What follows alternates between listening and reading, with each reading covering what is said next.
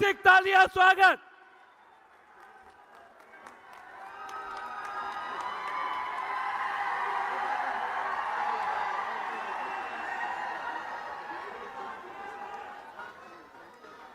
या देशाचे नेते, कांग्रेसचे नेते, देशाचं भविष्य, तालियां खड़े होकर एक बार तालियों से स्वागत करें। राहुल गांधी, राहुल गांधी, राहुल गांधी। माननीय राहुल गांधी व्यासपीठावर आलेले आहेत। सर्वप्रथम त्यांचं मी शब्दसमूहाने स्वागत करतो। कैलासवासी खासदार वसंतरावजी चव्हाण यांच्या प्रतिमेला पुष्प अर्पण करतील। मी सर्वांना विनंती करतो की वसंतरावजी चव्हाण साहेबांच्या प्रतिमेला माननीय श्री राहुलजी गांधी यांनी पुष्प अर्पण करावं आणि यानंतर पुष्प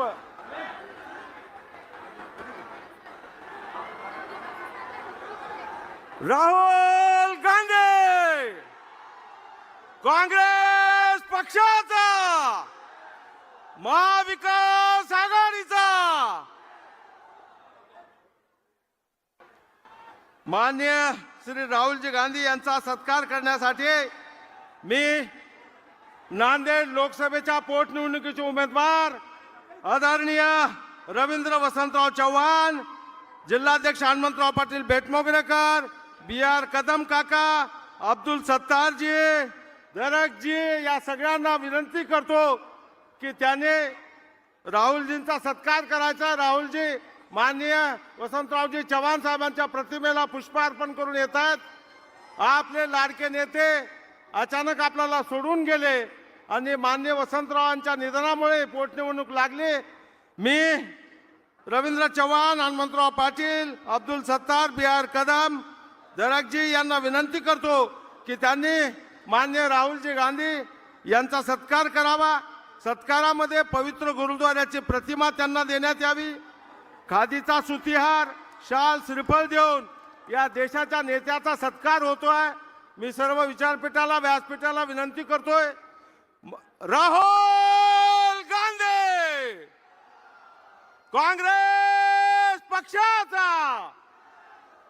सर्व उमेदवारांना विनंती करतो, विधानसभेचे उमेदवार उभे राहतील, लोकसभेचे उमेदवार उभे राहतील। व्यासपीठावर सचिन पायलट साहेब, रमेश चन्नीतला साहेब पुष्पहाराने स्वागत झालंय। यानंतर विचार मंचावर मी श्री यशपालजी भिंगे यांना विनंती करतो, विजय चव्हाण, यशपाल भिंगे, आनंद चव्हाण, श्याम दरक यांना विनंती करतो की त्यांनी काठी आणि घोंगडे देऊन माननीय राहुलजी गांधी यांचा सत्कार करावा। ताबडतोब कृपा करून, वेळ कमी आहे, लवकर या। माननीय राहुलजी गांधी यांचा सत्कार श्री यशपाल भिंगे, आनंद चव्हाण, विजय चव्हाण, श्याम दरक या सगळ्यांना विनंती करतो। रवींद्र चव्हाण, हनुमंतराव पाटील, मेनलताई खतगावकर, अब्दुल सत्तार भाई, आमचे सर्व उमेदवार या सर्वांना विनंती करतो, या देशाच्या नेत्याचा आगळा वेगळा सत्कार काठीनं घोंगडं घेऊ द्या किरण, मला बी जत्राला येऊ द्या किरण। राहुल गांधी, माननीय राहुलजी गांधी यांचा सत्कार संपन्न झालेला आहे।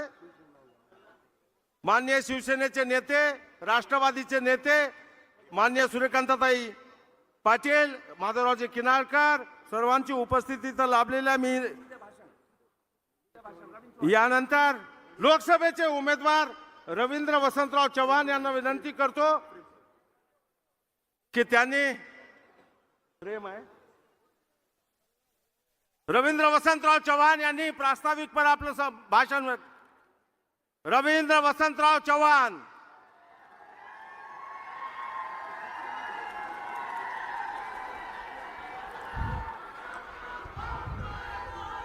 आदरणीय मंच पर विराजमान कांग्रेस पार्टी के लोकसभा में विपक्ष के नेता माननीय राहुल जी गांधी, उपस्थित सचिन जी पायलट, रमेश जी चन्नीतला साहब, उत्तम कुमार जी रेड्डी, मंच पर उपस्थित कांग्रेस के वरिष्ठ नेता एवं महाविकास आघाड़ी के सभी सम्मानित नेतागण एवं कार्यकर्ता, सर्वप्रथम मैं रविंद्र वसंतराव चव्हाण, नांदेड़ की उपस्थित महान जन समुदाय का श्री गुरु गोविंद सिंह जी की पवित्र भूमि पर हृदय के अनंत गहराइयों के स्वागत एवं अभिनंदन करता हूं। प्रिय साथियों, मैं राहुल जी का एवं कांग्रेस के वरिष्ठ नेतृत्व का आभार मानता हूं, जिन्होंने हमें नांदेड़ लोकसभा जनता का सेवा करने का अवसर प्रदान किया। साथियों, सभी जानते हैं कि आज के कुछ महीने पहले नांदेड़ में नेतृत्व की कमी, उस समय कांग्रेस के नांदेड़ में मजबूती देने के लिए स्वर्गीय वसंतराव जी चौहान ने नांदेड़ कांग्रेस का कमान अपने हाथों में लिया एवं नांदेड़ की महान जनता के आशीर्वाद से ऐतिहासिक जीत यहां हासिल की है। यह विश्वास दिलाया कि कोई आगे आए या जाए, नांदेड़ कांग्रेस का गढ़ था, है और हमेशा रहेगा। मगर साथियों, नीति के सामने आगे किसी की नहीं चलती है। आप सबको पता है 26 अगस्त को आपके चहेते सांसद वसंतराव जी चौहान समय के पर्दे के पीछे चले गए। समय बात होती है एवं इसी समय ने कांग्रेस पार्टी ने महाविकास आघाड़ी के उम्मीदवार में मुझे चुना। साथियों, आप सभी को मालूम है कि कांग्रेस पार्टी का नांदेड़ की जनता से विशेष लगाव है और कांग्रेस पार्टी जब भी सत्ता में रही है, नांदेड़ के विकास के लिए प्रतिबद्ध रही है। आदरणीय राहुल जी, हम आपको अवगत करना चाहते हैं कि हमारे लोकसभा क्षेत्र में अभी भी फंडामेंटल सुविधा का अभाव है। हमारे क्षेत्र में किसान अभी भी आत्महत्या कर रहे हैं, महिलाएं सुरक्षित नहीं है, युवाओं को हाथ को रोजगार नहीं है एवं रेलवे एयरलाइंस की कनेक्टिविटी अभी भी जरूरी है। राहुल जी, मैं आपके सामने पूरी जनता को विश्वास दिलाना चाहता हूं, नांदेड़ जिले के सभी प्रश्न हल करने के लिए मैं प्रतिबद्ध रहूंगा एवं आपको भरोसे को कभी टूटने नहीं दूंगा। जाते मैं इतना ही कहना चाहता हूं कि महाराष्ट्र में हमेशा महाविकास आघाड़ी की सरकार लानी है, तो मैं सभी से आह्वान करना चाहता हूं कि 20 नवंबर को जो हमारे लोकसभा क्षेत्र और उसमें आने वाले सभी हमारे जिले के सभी महाविकास आघाड़ी के उम्मीदवार, इन्हीं सभी को आप भारी वोटों से जीत के दे, इतना मैं आप सभी को आह्वान करता हूं। धन्यवाद। जय हिंद, जय संविधान। राहुल गांधी, एक बार ऐतिहासिक स्वागत करें और राहुल जी को स्वागत के लिए तैयार करें और ऐतिहासिक तालियों के साथ माननीय राहुल गांधी जी को हम बुलाते हैं कि आपके बीच में माननीय राहुल गांधी जी तालियों के साथ खड़े होकर स्वागत करें। माननीय राहुल गांधी साहब। सर, मैं सभी उम्मीदवारों को सूचना देता हूं, विनंती करता हूं। या देशाचे नेते, भारताचे भावी पंतप्रधान माननीय राहुल गांधीजी, मी यांना पाचारण करतो की त्यांनी येऊन सभेला संबोधित करावं। राहुल गांधी।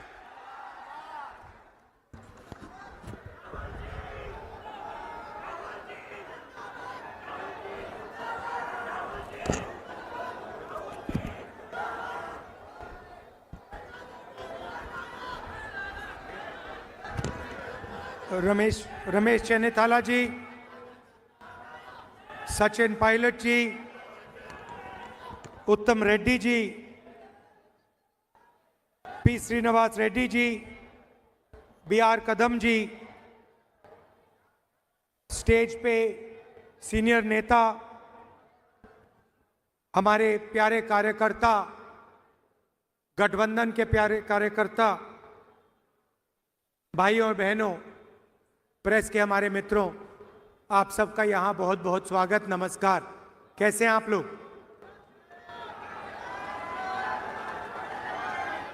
कांग्रेस के कार्यकर्ताओं का मूड कैसा है? सुनाई नहीं दे रहा भाई? ठीक है बब्बर शेर? आप हमारा मैसेज जनता तक पहुंचाते हो और बाकी पार्टियां जो गठबंधन में हैं उनके भी कार्यकर्ता मैसेज पहुंचाते हैं। तो शुरुआत में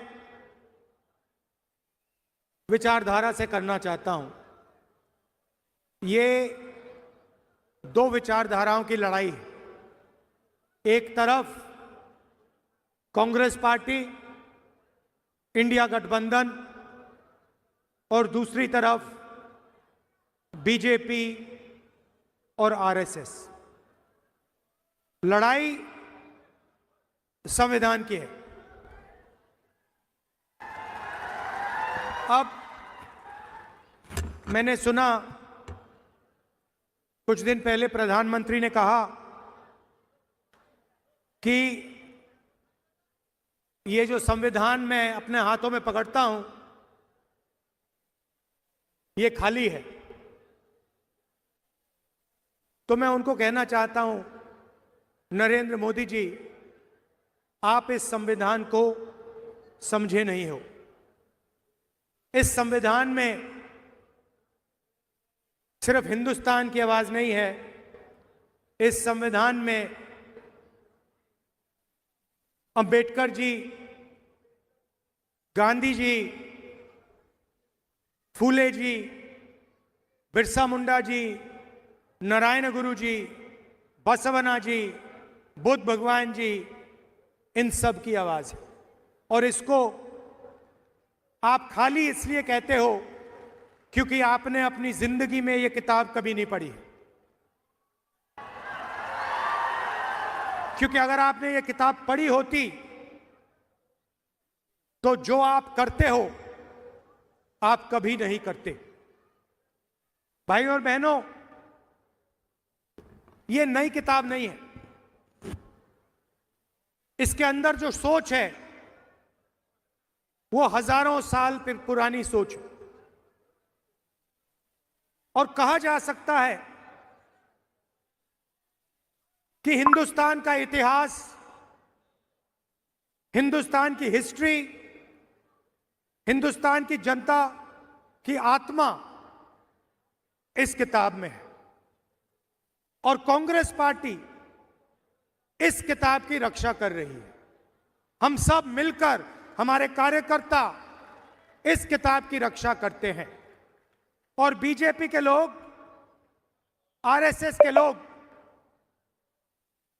सामने से नहीं कह सकते, मगर छुपकर बंद कमरों में अंबेडकर जी के संविधान को खत्म करने की कोशिश करते हैं। सामने नहीं आ सकते, क्योंकि जिस दिन उन्होंने सामने कह दिया कि हमारे संगठन का लक्ष्य संविधान को नष्ट करने का है, खत्म करने का है, उसी दिन हिंदुस्तान की जनता एक साथ उनके खिलाफ खड़ी हो जाएगी। तो ये छुप कर ये काम करते हैं। देखिए, कॉन्स्टिट्यूशन से हिंदुस्तान की संस्थाएं निकलती हैं, बनती हैं। चाहे वो हमारा शिक्षा का सिस्टम हो, स्वास्थ्य का सिस्टम हो, सारा का सारा इसी किताब से बनता है। महाराष्ट्र में पैसा आता है, आप जीएसटी देते हो, वो बढ़ता है, ये किताब करवाती है। विकास होता है, दलितों की रक्षा होती है, महिलाओं की रक्षा होती है, यह किताब करती है। और अगर गरीब लोगों को फायदा हुआ है, मनरेगा हो, भोजन का अधिकार हो, हरी क्रांति हो, सफेद क्रांति हो, इस किताब के बिना नहीं हो सकती थी। आप जानते हो इस देश में इस किताब से पहले क्या होता था। वोट मिलता है आपको, ये जो चुनाव हो रहा है इसी किताब के कारण हो रहा है। नरेंद्र मोदी जी ने 25 लोगों के 16 लाख करोड़ रुपए कर्जा माफ किया है। 25 लोगों का। हिंदुस्तान के सबसे अमीर लोग हैं, उनका 16 लाख करोड़ रुपया कर्जा माफ किया है। इस किताब में कहीं नहीं लिखा, इस किताब में कहीं नहीं लिखा कि 25 लोगों का 16 लाख करोड़ रुपया कर्जा माफ होना चाहिए और किसानों का, मजदूरों का, गरीबों का 1 रुपया नहीं माफ होना चाहिए। कहीं नहीं लिखा इसमें। आपकी सरकार छीनी गई, चोरी की गई। किसने चोरी की? आप क्या सोचते हो? नरेंद्र मोदी जी का उसमें हाथ नहीं था क्या? उनके नेता ने अभी बोला है कि सरकार को गिराने की जो मीटिंग हुई थी उसमें अदानी जी बैठे थे। अदानी जी क्यों बैठे थे राजनीतिक मीटिंग में? क्योंकि वे धारावी चाहते हैं। 1 लाख करोड़ रुपए का फायदा इस सरकार ने अदानी जी को दिलवाया है। किसकी जमीन? आपकी जमीन। किसकी जमीन? गरीबों की जमीन, मजदूरों की जमीन आपसे छीन कर ले जा रहे हैं। कहीं नहीं लिखा संविधान में, कहीं नहीं लिखा है कि आपकी जमीन छीनी जानी चाहिए। हम जमीन अधिग्रहण बिल लाए आपकी जमीन की रक्षा करने के लिए। तो नरेंद्र मोदी जी, बीजेपी के लोग बड़े बड़े भाषण देते हैं और फिर 24 घंटा इसको खत्म करने की कोशिश करते हैं। ये विचारधारा की लड़ाई है। एक तरफ संविधान, मोहब्बत, आदर, भाईचारा, दूसरी तरफ नफरत, हिंसा, अहंकार और इसको खत्म करने की कोशिश। यह लड़ाई चल रही है और इस लड़ाई में आप सब शामिल हो। 4000 किलोमीटर हम चले। क्या जरूरत पड़ी? क्यों जरूरत पड़ी? यात्रा का नाम भारत जोड़ो यात्रा। एक ही नारा दिया हमने, नफरत के बाजार में मोहब्बत की दुकान खोलनी है। ये जहां भी जाते हैं नफरत फैलाते हैं। एक प्रदेश को दूसरे प्रदेश से लड़ा देंगे। मणिपुर जाइए, जाके देखिए वहां क्या हुआ है। आज तक हिंदुस्तान का प्रधानमंत्री मणिपुर नहीं जा सकते और ना गए। इतिहास में नहीं हुआ ऐसे कि हमारे प्रधानमंत्री एक प्रदेश में जो जल रहा है 1.5 साल के लिए वहां गए नहीं। एक धर्म को दूसरे धर्म से लड़ाएंगे, एक जात को दूसरी जात से लड़ाएंगे, बांटने का काम करेंगे और धन 20-25 लोगों के हवाले करेंगे। देश में बेरोजगारी है, महंगाई बढ़ती जा रही है। अदानी को, अंबानी को कोई नुकसान नहीं हो रहा। उनका धन बढ़ता जा रहा है। एयरपोर्ट मिल गए, पोर्ट्स मिल गए, सड़कें मिल गई, अब धारा भी दिया जा रहा है। नुकसान आपका है, नुकसान सोयाबीन के किसान का है, नुकसान मजदूर का है, नुकसान बेरोजगार युवा का है। और आप लोग देखते रहते हो, आपके आंखों के सामने हो रहा है और आप देखते रहते हो। धारा भी आपके आंखों के सामने छीनी जा रही है। 1 लाख करोड़ रुपए, 70,000 करोड़ रुपए में हमने हिंदुस्तान के हर एक किसान का कर्जा माफ कर दिया था। 70,000 करोड़ रुपए में हिंदुस्तान के हर किसान का कर्जा माफ कर दिया। उतना पैसा है दोस्तों, इस तरह की वीडियो देखने के लिए हमारे चैनल को लाइक एंड सब्सक्राइब कर दो और बेल आइकन दबाना मत भूलना। अदानी को सिर्फ मुंबई में दिया जा रहा है।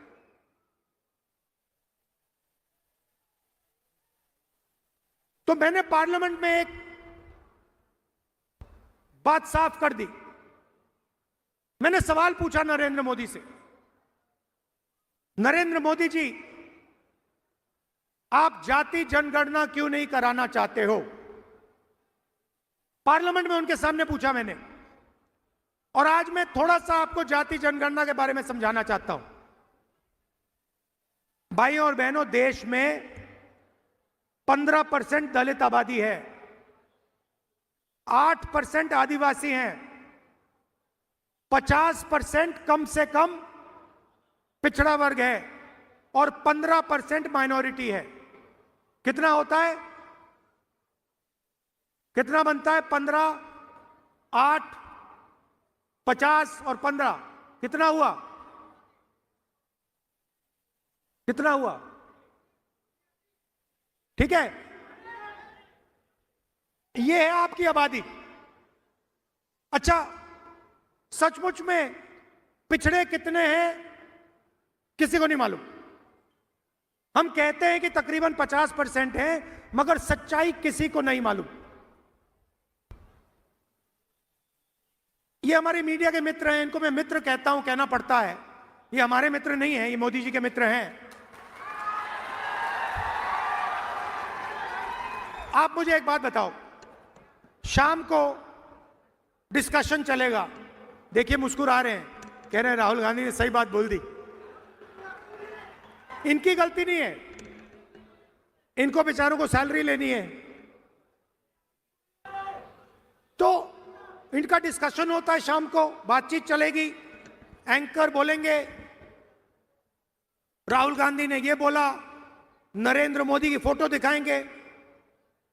मैं आपसे पूछना चाहता हूं, ये जो सारे के सारे एंकर्स हैं, बड़े बड़े पत्रकार हैं, इनमें कोई पिछड़े वर्ग का है? कोई दलित है? कोई आदिवासी है? बड़ी बड़ी कंपनियों की लिस्ट निकालो आप, अदानी की कंपनी की लिस्ट निकालो, उनके सीनियर मैनेजर्स की लिस्ट निकालो, 200 सबसे बड़ी कंपनियों के मालिकों के नाम लो। मैंने किया है, और नाम में मुझे एक पिछड़े वर्ग का व्यक्ति दिखा दो, लिस्ट में एक पिछड़े वर्ग का व्यक्ति का नाम दिखा दो, एक दलित का नाम दिखा दो, एक आदिवासी का नाम दिखा दो। है ही नहीं। ना मीडिया में हो आप, ना कॉर्पोरेट इंडिया में हो, ना प्राइवेट अस्पताल आपके, ना प्राइवेट यूनिवर्सिटी कॉलेजेस आपके, ब्यूरोक्रेसी में आपके कोई नहीं। 90 लोग हिंदुस्तान का बजट बांटते हैं, आईएएस अफसर हैं। मैंने उनकी लिस्ट निकाली, मैंने कहा देखता हूं भैया इनमें से कितने दलित, कितने आदिवासी, कितने पिछड़े।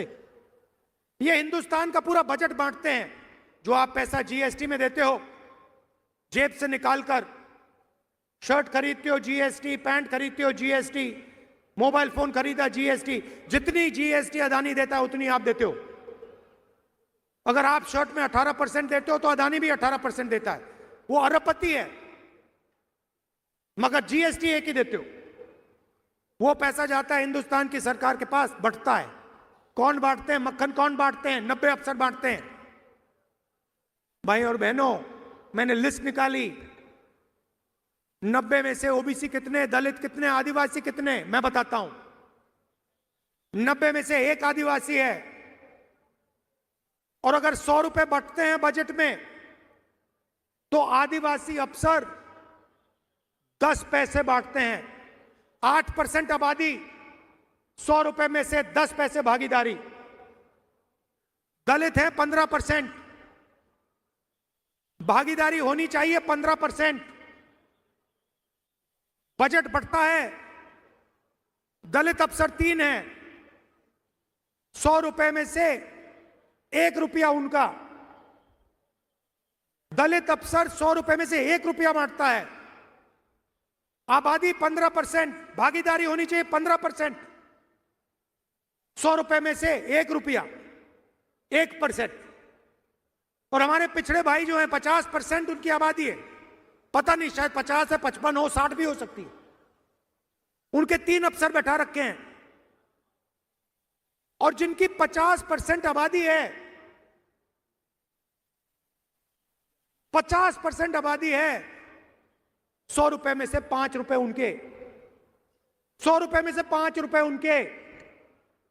आबादी 50% से कम नहीं है, भागीदारी 5 100 में से। तो अगर आप दलितों, आदिवासियों, पिछड़ों को जोड़ दें तो 100 रुपए में से 6 रुपए 10 पैसे आपके। बात समझिए, आबादी आपकी 90%, भागीदारी आपकी 100 रुपए में से 6 रुपए 10 पैसे। और सारा का सारा पैसा, सारा का सारा फायदा उन्हीं 15-20 लोगों को जाता है, आपके जेब से निकलता है, आपको शायद पता भी नहीं लगता। किसान खेती करता है, खून पसीना दे देता है, फिर जाकर बच्चे के लिए टी शर्ट खरीदता है। शायद उसे यह भी नहीं मालूम कि जितना टैक्स वो दे रहा है उतना ही टैक्स अदानी उसी टी शर्ट के लिए अपने बच्चे को अगर खरीदता, अपने बच्चे के लिए खरीदता, तो उतना ही टैक्स वो दे रहा है। वो अरबपति है, उसके लाखों करोड़ रुपए माफ हो रहे हैं, उसको धारा भी दी जा रही है, मगर टी शर्ट खरीदेगा अपने बच्चे के लिए तो जितना टैक्स हिंदुस्तान का सबसे गरीब किसान देगा उतनी टैक्स वो देगा। क्या मतलब है इसका? कहीं नहीं लिखा है इसमें लिखा है सब समान है। इसमें लिखा है कि अगर अरबपतियों का कर्जा माफ होगा तो किसानों का भी कर्जा माफ होना चाहिए।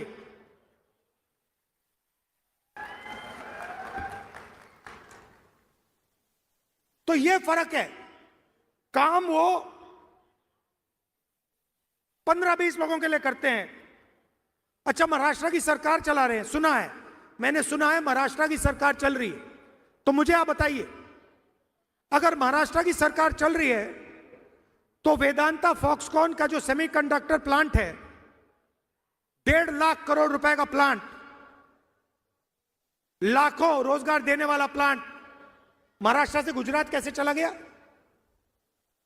अगर महाराष्ट्र की सरकार चल रही है तो टाटा एयरबस हवाई जहाज मैन्युफैक्चरिंग प्लांट 1.8 लाख करोड़ रुपए का प्लांट, जिससे 10,000 युवाओं को रोजगार मिलता, वो गुजरात कैसे चला गया? अगर महाराष्ट्र की सरकार चल रही है तो जो आईफोन बनाने का प्लांट था जो यहां आया था 2 लाख करोड़ रुपए का, 75,000 युवाओं को रोजगार देने वाला, वो गुजरात कैसे चला गया? अगर महाराष्ट्र की सरकार चल रही है तो बल्क ड्रग पार्क 3,000 करोड़ रुपए का, जो 80,000 महाराष्ट्र के युवाओं को रोजगार देता, वो गुजरात कैसे चला गया? अगर महाराष्ट्र की सरकार चल रही है तो गेल का जो पेट्रोलियम प्रोजेक्ट था 60,000 करोड़ रुपए का, 21,000 युवाओं को रोजगार देने वाला प्रोजेक्ट, वो गुजरात कैसे चला गया?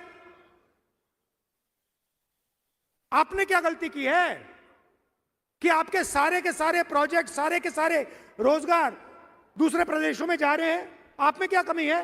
क्या आप ये काम नहीं कर सकते? आप कुछ भी कर सकते हो, आप में क्षमता है, आप में एनर्जी है, आप में कैपेबिलिटी है, मगर आपके सारे के सारे प्रोजेक्ट्स यहां से छीनकर एक के बाद एक दूसरे स्टेट में जा रहे हैं। धारावी को अदानी जी के हवाले कर दिया। सरकार आपकी नहीं है, सरकार महाराष्ट्र की नहीं है, सरकार महाराष्ट्र के युवाओं की नहीं है, सरकार अदानी की है। उसने खरीदी है आपकी सरकार, एमएलए खरीदवाए हैं, मीटिंग में बैठा, यह सच्चाई है। तो हमने मन बना लिया है, अगर वो अरबपतियों को पैसा दे सकते हैं तो इंडिया गठबंधन की सरकार महाराष्ट्र के किसानों को, युवाओं को, मजदूरों को पैसा दे सकते हैं। हमें मालूम है कैसे करना है। तो सरकार आने के एकदम बाद महिलाओं से कहना चाहता हूं, शुरुआत आपसे होगी।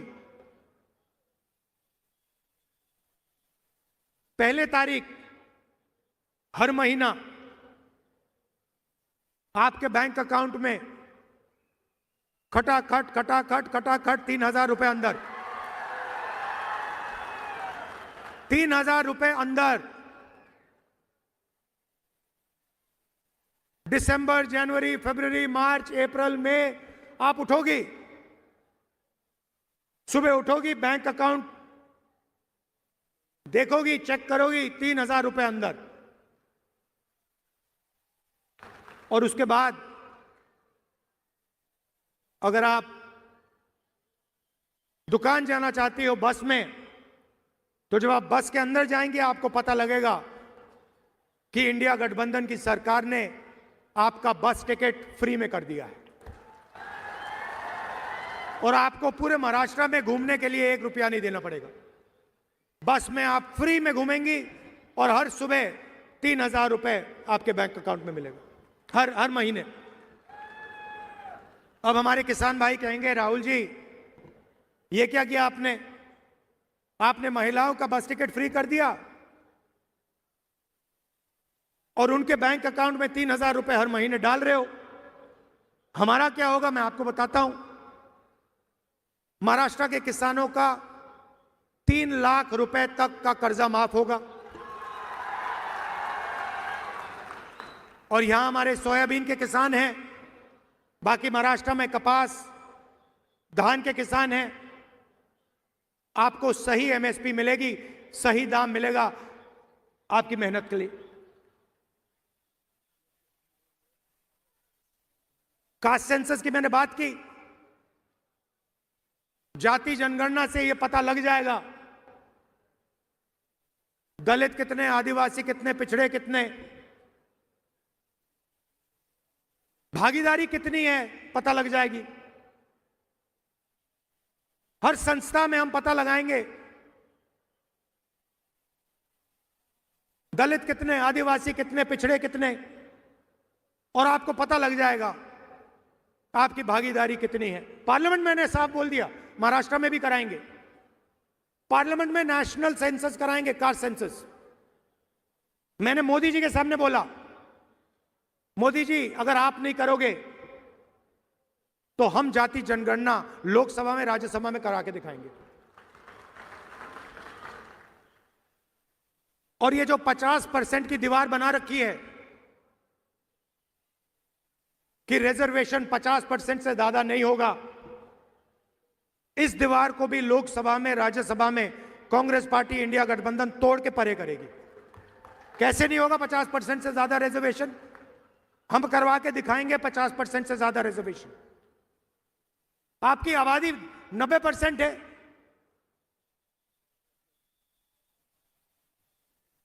भागीदारी भी होनी चाहिए।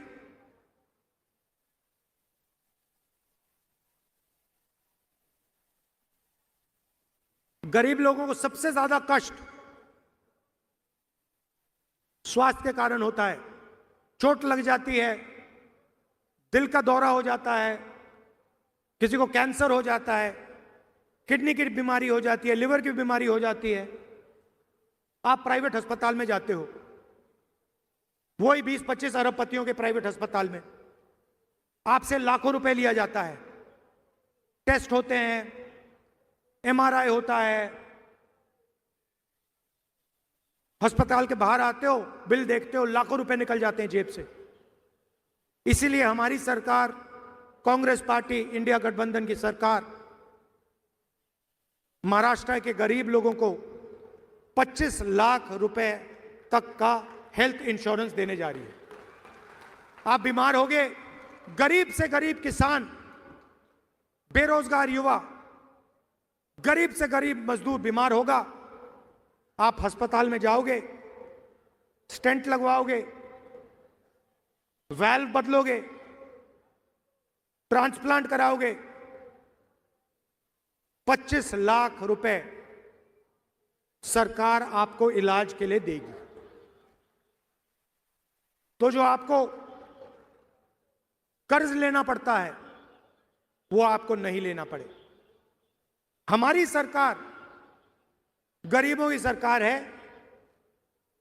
अदानी अंबानी की सरकार नहीं होगी। और ये सोच रहे हैं कि धारावी फ्री में ऐसे ही ये अदानी जी को मिल जाएगा। इनको मालूम नहीं कि महाराष्ट्र की जनता, कांग्रेस पार्टी, राहुल गांधी यहां इस साइड खड़े हुए हैं, ऐसे नहीं मिलने वाला। ये महाराष्ट्र के गरीब लोगों की जमीन है, उनकी मेहनत की जमीन है। हम जमीन अधिग्रहण बिल लाए थे।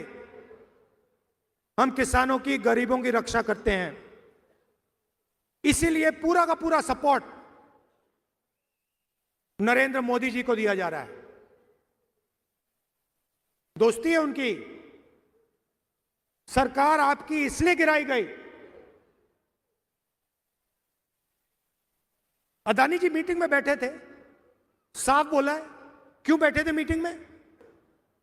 धारावी 1 लाख करोड़ रुपए के लिए बैठे थे मीटिंग में।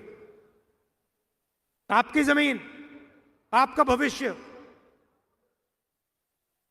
और युवाओं के लिए जो नरेंद्र मोदी जी ने बेरोजगारी फैला रखी है सब जगह, स्मॉल मीडियम इंडस्ट्री बंद कर दी, किसानों को सही पैसा नहीं देते, सही दाम नहीं देते, जीएसटी, गलत जीएसटी लागू कर दी, नोटबंदी लागू कर दिया। ये हथियार हैं। आप ये मत सोचिए कि ये योजनाएं हैं। ये छोटे व्यापारियों को मारने के हथियार हैं। ये किसानों को मारने के हथियार हैं। तो रोजगार पैदा ही नहीं होता। तो इसीलिए हमने कहा है कि 2.5 लाख सरकारी नौकरियां जो महाराष्ट्र की सरकार ने आपको नहीं दी हैं, वो हम चुनाव जीतते ही 2.5 लाख नौकरियां महाराष्ट्र के युवाओं को दे देंगे। हर जात को, गरीब से गरीब लोगों को। और 4,000 रुपए हर महीने अलाउंस जो हमारे बेरोजगार युवा हैं उनको उस दिन तक मिलेगा जब तक वो बेरोजगार हैं। भाइयों और बहनों, जो मैंने शुरुआत में बात बोली थी, लड़ाई अंबेडकर जी के संविधान को बचाने की है। फूले जी, नारायण गुरु जी, शिवाजी महाराज, महात्मा गांधी, बुद्ध भगवान, इनकी सोच की रक्षा की लड़ाई है। आप जानते हो कि आरएसएस की सोच इन सब के खिलाफ है। आप जानते हो कि आरएसएस इसको खत्म करना चाहते हैं। हर गरीब व्यक्ति जानता है कि आरएसएस इसको खत्म करना चाहते हैं। उनके नेता ने कहा है कि ये तो खाली है। ये देखो खाली है, देखो, ये देखो खाली है। उनके नेता कहते हैं कि ये खाली है। ये खाली नहीं है। इसमें हिंदुस्तान की हिस्ट्री है, हिंदुस्तान के महापुरुषों की सोच है। ये है ये किताब, और इसको ये खत्म करना चाह रहे हैं। हम इसको कभी खत्म होने नहीं देंगे, सवाल नहीं उठता। तो ये मैं आपसे कहना चाहता था। आप दूर दूर से आए, कष्ट उठाया आपने, इसके लिए मैं आपको दिल से धन्यवाद करता हूं। नमस्कार, जय महाराष्ट्र, जय हिंद। धन्यवाद राहुलजी। यानंतर विलास धबाले यांचा काँग्रेस प्रवेश आहे। रमेश चन्नीथला साहेब यांच्या पुढे। त्याआधी सर्व कॅन्डिडेट आदरणीय राहुलजीच्या अवती बाजूला, डाव्या आणि उजव्या बाजूला लोकसभा आणि विधानसभेचे कॅन्डिडेट उभे राहून त्यांना हात दाखवून आशीर्वाद देत आहेत। विलास धबालेजी, आपण पुढे या। आपला काँग्रेसमध्ये चन्नीथला साहेबांच्या हस्ते प्रवेश आहे। मोहनराव हंबर्डे यांना विनंती करतो की त्यांनी त्यांचा प्रवेश करून घ्यावा। नांदेड उत्तरचे अब्दुल सत्तार, दक्षिणचे मोहन हंबर्डे, तिरुपती पाटील कोंडेकर भोकर, नायगाव मिनंताई खतगावकर, मुखेड अमृतराव पाटील बेटमोगरेकर, देगलूर निवृत्ती कांबळे, लोहा एकनाथ पवार, हातगाव माधवराव पाटील जवळगावकर आणि किनवट प्रदीप नाईक या सर्व। धन्यवाद साहेब, धन्यवाद धन्यवाद धन्यवाद धन्यवाद।